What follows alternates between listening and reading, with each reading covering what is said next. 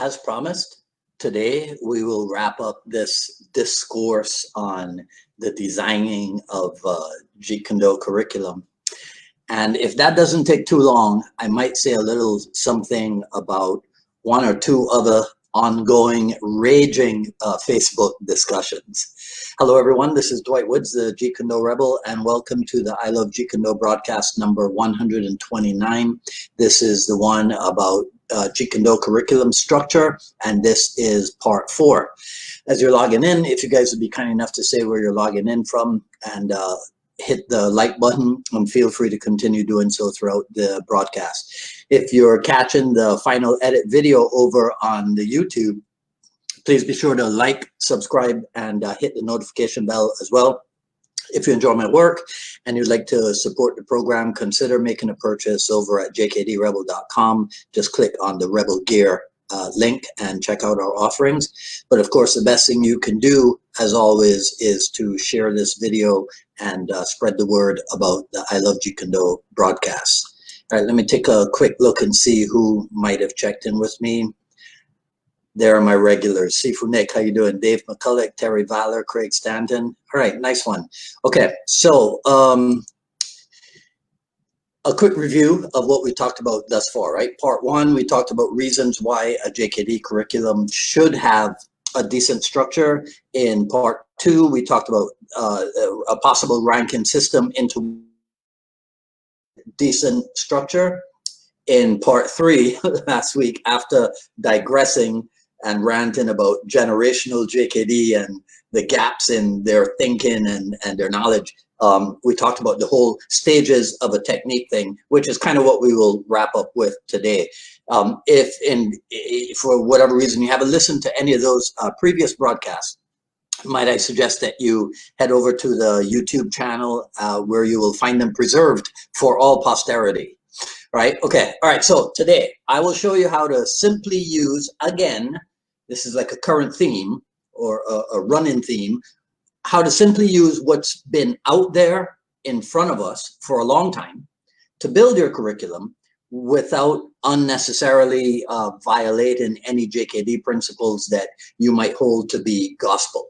So I'm going to split up two things which can be combined, but since we're talking about building blocks, it's probably better to split them and then later on look at how they are really the same thing.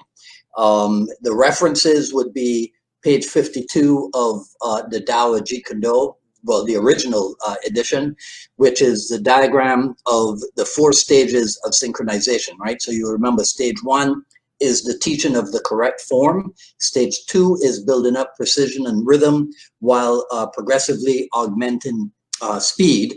Stage 3 is timing and the ability to seize an opportunity. And then stage 4 is application under fighting conditions.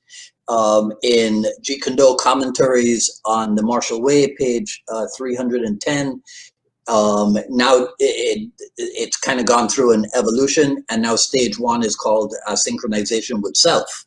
Stage 2 is synchronization with a training partner or opponent, and stage 3 is synchronization with all types of opponents. So what you would see there is that in the later version, stage 1 and stage 2 were kind of blended together. So now what we have in the synchronization with self is working on acquiring the right form while building up precision and rhythm while augmenting speed progressively. So let me see what we got here. We're saying that at stage 1 of a technique, synchronization with self, we got proper mechanics, body mechanics, we got precision, we got accuracy, we got speed.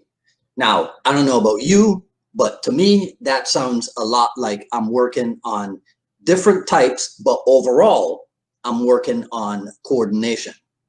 So in your curriculum, that becomes your first stage or basics or phase 1 or whatever you want to call it.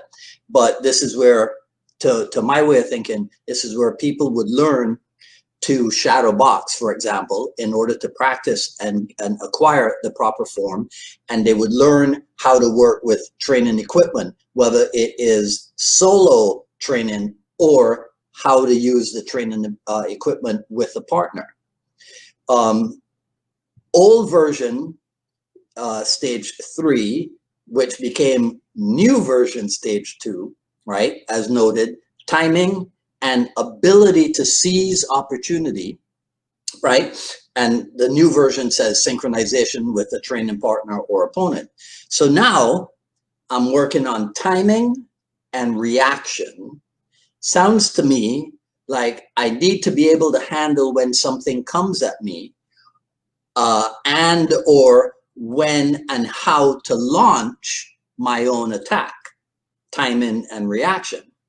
Also sounds like this is when my training partner, instead of being like back in basics or phase 1, instead of being a relatively passive pad holder or target holder, he's now a little bit more active in the feeding of the equipment. So therefore, he and I, my partner and I, are now entering into the combat stage of our training, aka phase 2. Old version stage 4, which is now aligned with new version stage 3, is application under fighting conditions, right? Which is synchronization with different types of opponents. Now, of course, this does not necessarily mean actual different people. Instead, it can just mean your training partner presenting different training situations or different training environments. This is now where the students learn how to flow back and forth. Now, everything is done out of a more active base, a more mobile base, out of a fluid situation. It can still have some elements of prearrangement, but it is not at all a fixed situation. This is now training from the flow or training with the flow, and this can be your phase 3. Now, this is the area in which my understanding is this is how Dan Inosanto most greatly influenced the JKD curriculum of old, as this is where the sparring drills come into the mix instead of the actual free sparring. And when it comes to free sparring, this is a problem, and I'm sure when I tell you about this, a lot of you will relate to this. It's a problem I've seen all my life in martial arts, even to this day. But back in the old karate and taekwondo days, everybody would warm up together, and then you would split off to work on the specific rank requirements, you know, white belts over in the corner, green belts in the corner, orange belts in the corner, whatever. And then to finish up class, everybody would put on their little sparring mitts and their little sparring booties, and then you would proceed to kick the living snot out of each other. And there was nothing progressive about it, since the preceding 45 minutes of class were not at all designed to help you to become proficient in the last 15 minutes of class, which is where the practical application of the art was taking place. So, to paraphrase Bruce Lee, in other words, it was a classical mess. Back in the late 1960s, Jeet Kune Do was supposed to be, let's call it the solution or a solution to that mess. But instead, fast forward 52 years or so, what do we have? We have now our own mess, which is a ridiculous situation if anybody was to ask me for my opinion. So finally, after people have spent time drilling realistically, as Paul Vunak might say, a lot of flight hours, right? A lot of flight time. Now they're ready for phase 4, which is what I call freelance, which is where, as the name implies, anything goes. But now we're talking about people who, as Chris Kemp would say, know how to train intelligently. So this is not a place where people are going to get banged up just because of ego problems, just because you got people in there who have self-control problems, and now you're running a training group or you're running a school where people are getting hurt all the time. That is not sustainable. So freelance is reserved only for those people who have proven themselves to be smart enough to continue to train in your school. All right, okay. That essentially it's this: focus first on building all the different types of coordination, then convert the coordination drills into combat drills. So this is what Bruce Lee would call approximating the reality of the situation. So this is where at Unified Martial Art we came up with the phrase "feed the way you fight." So maybe in the beginning, yes, I passively hold a focus mitt. But then when I know what I'm doing as a feeder, if you come watch me feed, it looks like me and my partner are fighting each other, right? So first coordination drills, convert the coordination drills into combat drills. After the combat drills come flow drills. And I'm not necessarily talking about Sombrada people, okay? That's not the only idea of flow drills. And then after the flow drills comes freelance stuff, right? Okay, so that's it. If there's any aspect of JKD curriculum that you'd like for me to discuss, even though today is supposed to be the wrap up, email me at jkdrebel at gmail.com. All right, so feel free to share, like, and comment, ask questions. I'll review everything after posting. Sign up for notifications for when we go and over on the YouTube. As I said earlier, please like, subscribe, and hit the notification bell for both this, the I Love Jeet Kune Do broadcast, and the Jeet Kune Do dialogues. Follow me on Twitter at Dwight Woods and on Instagram at Dwight D. Woods. At ilovejeetkundo.com. Quick Skills Series Volume 1 still available. Coming up on the Jeet Kune Do dialogues on Friday, May 29th, Sifu Alex Richter of New York City, actually of New York's City Wing Chun, and also from the Dudes of Kung Fu podcast. That will be this Friday coming up at 6 p.m. What's today? A beige, brown, or pink shirt. There you go. Right? And okay, so let's see. All right, I'm 12 minutes in. I'll take a few minutes on this. So I don't have a let's call it script or whatever, right? For this. But here's what's going on. So one of the things that's going on, and my thanks to my buddy Richard Torres, I can always depend on him to help me out of a bind. Now, I remember seeing something called the Tao of not the Tao, the Jun Fan method or what have you, but I couldn't find it in my own photographs. So Richard told me to look in Words of the Dragon or Letters of the Dragon. And so if you see here, I tried to blow up this thing for you, but I think this is, if Richard, correct me if I'm wrong, this is a 1966 or something, maybe not even, maybe after that. But anyhow, it's an interview with the Seattle Post-Intelligencer, I think. Anyhow, the point is this. Here's where you see Bruce Lee say, I teach the Jun Fan method. Okay, so anybody ever says to you, well, there's no such thing as Jun Fan or whatever, at one point said, I teach the Jun Fan method. All right, so that was one thing I wanted to show you. Then the other thing I wanted to show you is this, which is the cover for I guess a training manual, and the head in here says the Jun Fan system, right? Sticking to the nucleus, liberation from the nucleus, returning to the original freedom. Right, so that is that's the particulars of something called the Jun Fan system. And then the last one, don't let me lose it here, right? So this is another cover for a manual, and this is the Jun Fan Kung Fu Institute, Los Angeles headquarters, September 1967, and it says 6-week lesson plan for Jeet Kune Do.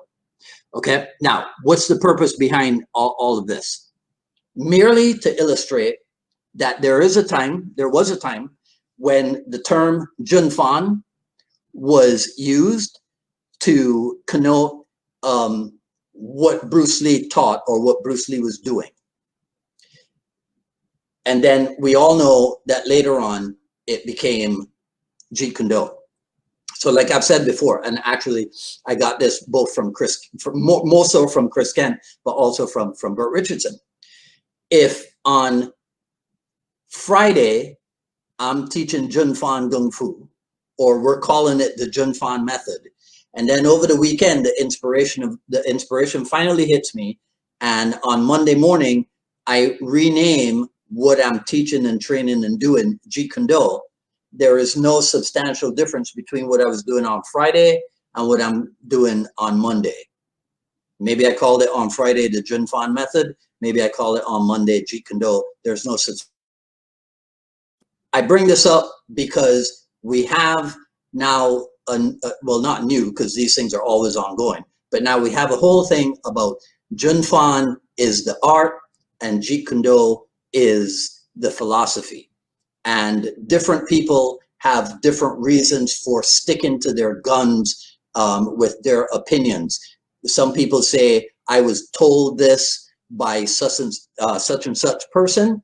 That's your prerogative. If somebody said something to you and you believe in what it is that this person said, then that's your deal. Some people say, well, you will hear Dan Inosanto say it in an interview. And even though I mean, I've seen just about every Inosanto interview that there is.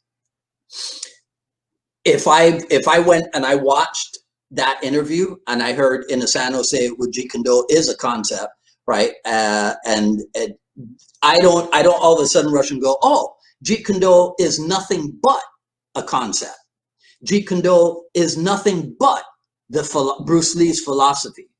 No, you see, because I also remember that way back in 1976, Dan Inosanto wrote a book called Jeet Kune Do, The Art and the Philosophy of Jeet Kune Do. I mean, of Bruce Lee. So is it possible? Is it possible? There was a time when the term Jun Fan was used. Of course, that's what was used because the term Jeet Kune Do had not yet been coined, right? So you can't call it Jeet Kune Do before you come up with the name Jeet Kune Do. Is it possible? We all know that Bruce Lee was a philosopher. Is it possible that as he delved more and more into philosophy, it is around that time that the term Jeet Kune Do is coined, and then we all know, or we have all heard, that he regretted giving it a name and whatever, this specific thing or that specific thing or what have you. Okay, are we not smart enough 50 years later to realize what might have been going on? That it's a fluid situation. And so there are aspects to Bruce Lee's thing that are art, and there are aspects that are philosophy. So therefore, it's both an art and a philosophy, and therefore we don't have to argue about one is this and the other one is that, and never shall twain meet or whatever, which is exactly what the founder warned us against. And I tell you this, right? Because look, this is my thing, right? Jeet Kune Do is my thing. I don't want people looking in on us in the JKD clan and going, what morons these people are, arguing about people that have passed away over 40 years ago and whatever and whatever and whatever, right? I'm trying to keep this thing on a high level. If we're going to have these discussions, let's have high level discussions, right? As I've said, I forget when it is I said it, but you know, like high-minded people discuss ideas, right?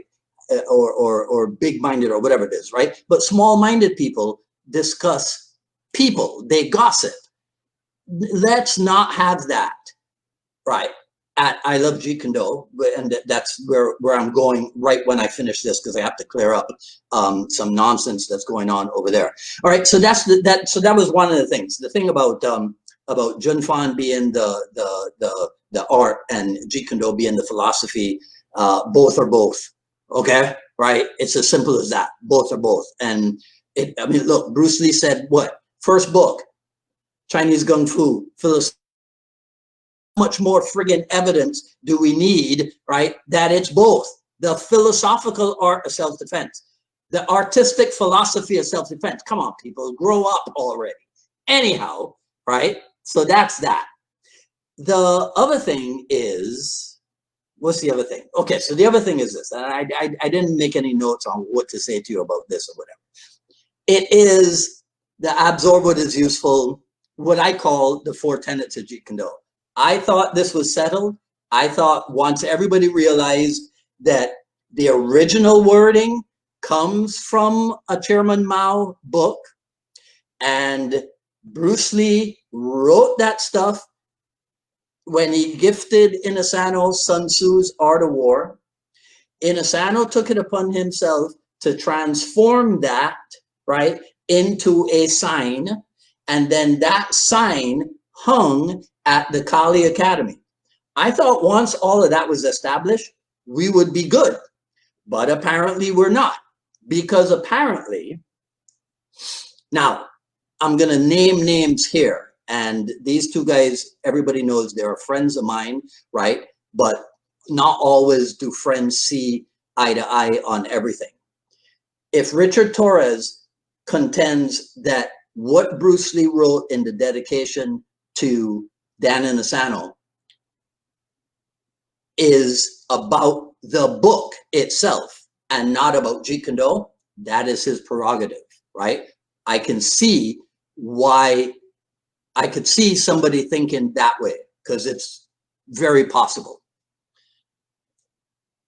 If other people want to interpret Inosanto's making it into a sign, and then interpret, and Bob Landers, I'm talking about you, and then say, this is the mission statement for Jeet Kune Do concepts, and then assign, especially the last part, add what is specifically your own, and say, see, that's what Dan Inosanto used to keep adding stuff to Jeet Kune Do.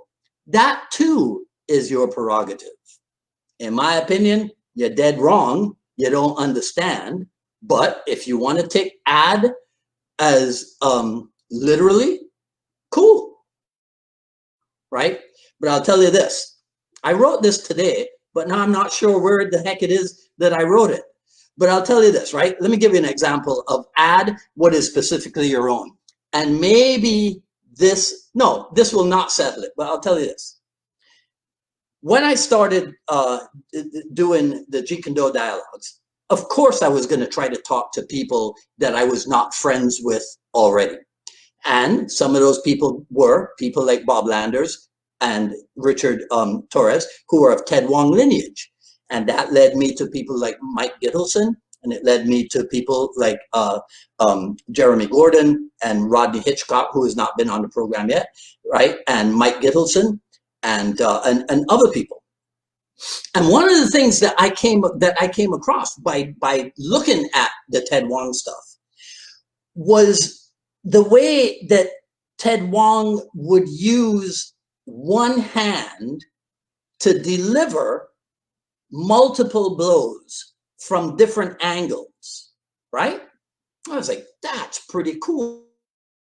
And after I thought about it, I go, whoa, whoa, whoa. I already do that.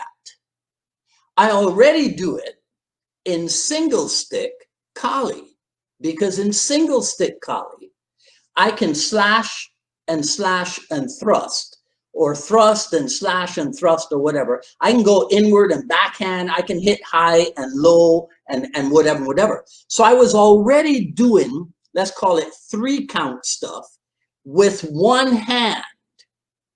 I, however, never made that connection.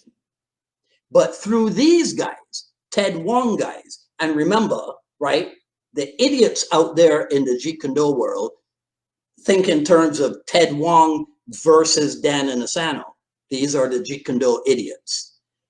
I saw a way that what I was already doing in single stick could enhance what Ted Wong was doing with punching. And it became very, very easy for me because of the training in one thing. It enhanced my ability to do the other thing. That's my approach.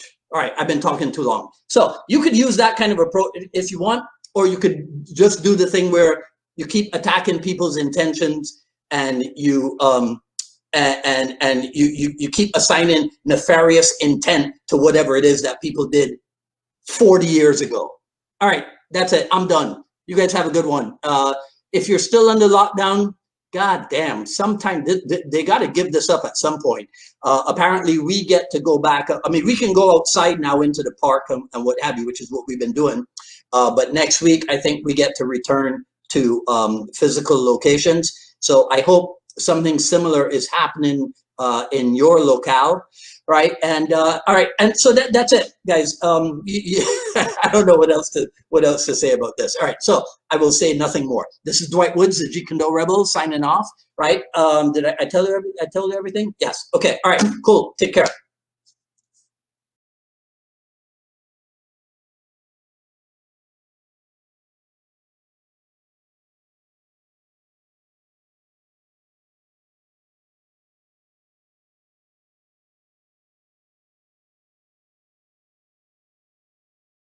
Tang. I thought you were gonna say with a tang.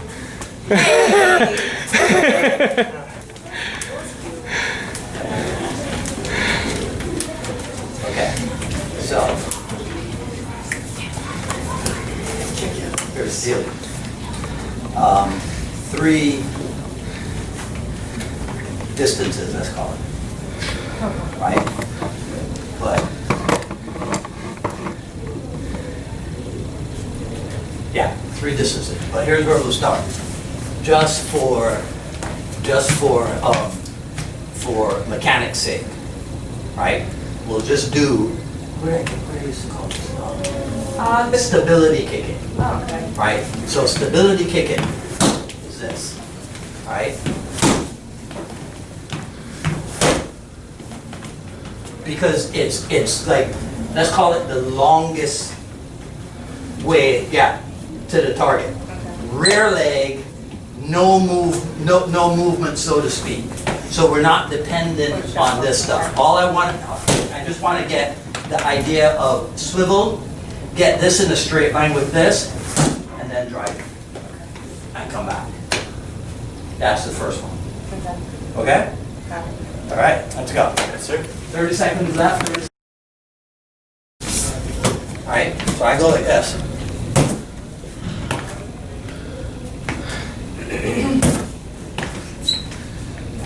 What's wrong with that? Anyway, huh? Your stance. You're not being a good For feeder. balance. I'm being a good feeder because I'm not moving the, yeah, right? Footwork. Because, well, that's up. Yes, it did. So, That's up too. Why are you glancing off? Did you not notice, right? Did you not notice that when that happened to me, right? Something like that happened. Did you not notice how I adjusted? Now it is. You didn't see that when the first time? Because here's the thing, see, because what I'm aiming to do is when I swivel, this hip points right there. oh, That's what you do. You put yourself on the center of the back. You don't, because if I go, you don't accept any, you accept nothing less. Never touch. Yeah. Substitute. Okay, so yeah, so when you're on the receiving end of it, if it's enough to move you, Oh, you want me to? Okay, my bad. That was dumb.